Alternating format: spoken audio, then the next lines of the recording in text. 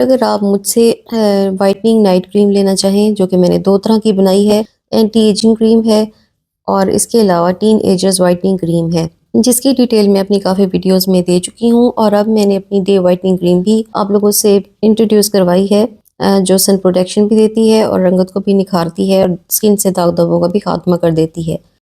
तो चलिए अपनी रेमेडी की तरफ चलते हैं। बिस्मिल्लाहिर्रहमानिर्रहीम। अंडा, और अंडे की भी हमें सिर्फ और सिर्फ जर्दी चाहिए। अंडे की जर्दी जिल्द को टाइट करती है और स्किन को ग़िज़ाइयत पहुंचाती है। 1/2 टीस्पून जितना बना है।